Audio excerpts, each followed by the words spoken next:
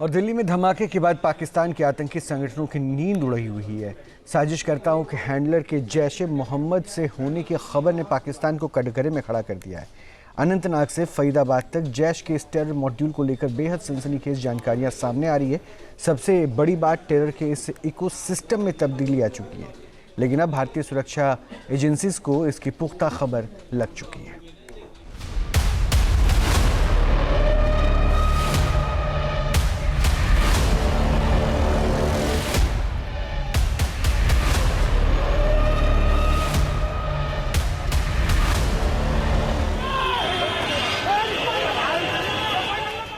Delhi blast का सुराग कहां तक है तार।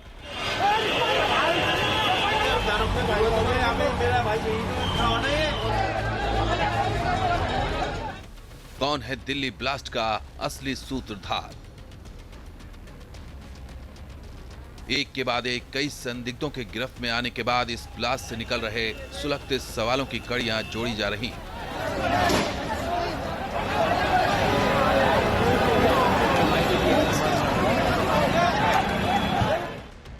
देश की सुरक्षा एजेंसियों को आतंक के मॉड्यूल की खबर लग चुकी है। इसके बिना पर ही दिल्ली विस्फोट की तह तक पहुंचने की कोशिश हो रही है।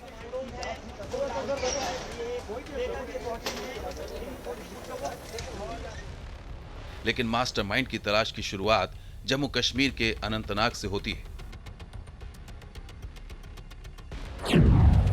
अनंतनाग टू फरीदाबाद, जैश का टेरर मॉड्यूल। दरअसल पिछले कुछ हफ्तों से सुरक्षा एजेंसियों की जिहादी मानसिकता वाले व्हाइट कॉलर टेरर इकोसिस्टम पर लगातार निगाहें लगी हुई हैं।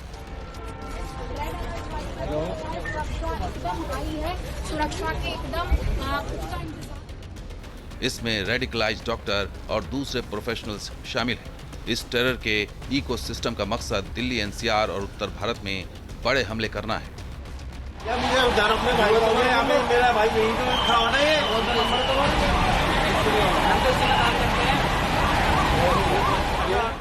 और अब जो खबरें मिल रही हैं उसके मुताबिक ये टेरर मॉड्यूल जैश-ए-मोहम्मद की साजिशों का हिस्सा हो सकता है। 19 अक्टूबर 2025 श्रीनगर में पहला सुराग उस वक्त हाथ लगा जब श्रीनगर के बुनपोरा नौगाम इलाके में जैश-ए-मोहम्मद के समर्थन वाले धमकी से भरे पोस्टर मिले थे। पुलिस ने सीसीटीवी फुटेज को खंगाला तो इसके पीछे डॉक्टर आदिल अहमद राथर का चेहरा सामने आ गया। 27 अक्टूबर 2025 सहारनपुर से गिरफ्तारी के बाद डॉक्टर आदिल ने चौंकाने वाले कई खुलासे किए। ऐसी खबरें हैं कि उसने पाकिस्तानी हैंडलर्स के साथ संपर्क में रहने की बात भी कबूल की है। फरीदाबाद कनेक्शन। डॉक्टर आदिल की ही निशानदेही पर फरीदाबाद में पुलिस ने दबिश दी तो 350 किलो विस्फोटक के साथ 2 AK-47 राइफल बरामद हुई। इसके बाद सुरक्षा एजेंसियों ने वहां से मुख्य आरोपी डॉक्टर मुजम्मिल को भी दबोच लिया। 9-10 नवंबर 2025 डॉक्टर मुजम्मिल ने फरीदाबाद के पास गांव में 2 घर किराए पर लिया था। उन घरों से भी विस्फोटकों की बरामदगी हुई थी। इनमें अमोनियम नाइट्रेट, 20 टाइमर, केमिकल और डेटोनेटर्स भी शामिल थे। अब तक इन संदिग्धों से 2900 किलोग्राम विस्फोटक बरामद हो चुके हैं। पिछले 15 दिनों से एक साथ कई राज्यों में छापेमारी के जरिए देश की सुरक्षा एजेंसियां इसकी जड़ तक पहुंचने की कोशिश में हैं। जम्मू कश्मीर पुलिस हरियाणा, उत्तर प्रदेश और गुजरात ATS के साथ मिलकर कई जगहों पर ताबड़तोड़ दबिश दे रही है।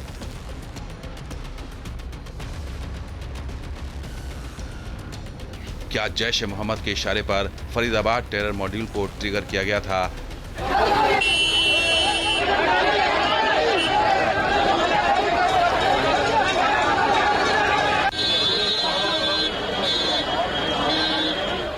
क्या पाकिस्तान में बैठे आतंकी आकाओं से इस धमाके का कनेक्शन है?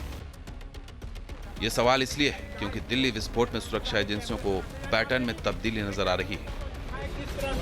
ये ब्लड यहाँ पे फैला हुआ है, बहुत भयानक भयावह दृश्य है। मसलन जैश ने अब व्हाइट कॉलर अप्रोच को अख्तियार किया है, जिसमें पढ़े लिखे पेशेवर डॉक्टर और प्रोफेसर को रिक्रूट करने की कोशिश हो रही है। ये लोग सोशल मीडिया और चैरिटी के जरिए फंड जुटाते हैं और विस्फोटकों का जखीरा भी स्टोर करते हैं। ये तरीका पारंपरिक आतंकियों के ओवरग्राउंड वर्कर से अलग है। पिछले महीने ही जैश ने ऑनलाइन ट्रेनिंग मॉड्यूल तुफत उल मोमिनात को लॉन्च किया था। फंडिंग और लॉजिस्टिक्स के लिए अब जैश ने डिजिटल वॉलेट्स का इस्तेमाल भी शुरू कर दिया है। गुजरात एटीएस ने हाल ही में ISIS जैश का लिंक्ड मॉड्यूल भी तोड़ा है, जिसमें 3 संदिग्ध पकड़े गए थे। इनमें से एक आरोपी डॉक्टर अहमद मोहिउद्दीन सैयद राइजिन जैसा घातक जहर बन रहा था। दिल्ली NCR में पिछले वर्षों के दौरान सुरक्षा एजेंसियों को कई अहम सबूत मिले हैं। इस मॉड्यूल का मकसद ही भारत में बड़े हमलों को अंजाम देना था।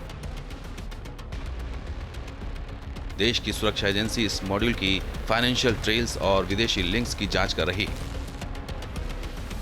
पाकिस्तान के लिंक वाले टेरर इकोसिस्टम को जड़ से उखाड़ने के लिए अभियान की स्पीड तेज हो गई है, जिसे देखकर पाकिस्तान की टांगें कांप रही हैं। Team news nation. जहां भक्ति है हर शब्द में, कथाओं में छिपे हैं दिव्य रहस्य और ज्योतिष देता है जीवन को दिशा। धर्म से जुड़ी हर बातों को जानने के लिए हमारे चैनल स्तुति को सब्सक्राइब करें। चैनल पर जाने के लिए इस लिंक पर क्लिक करें।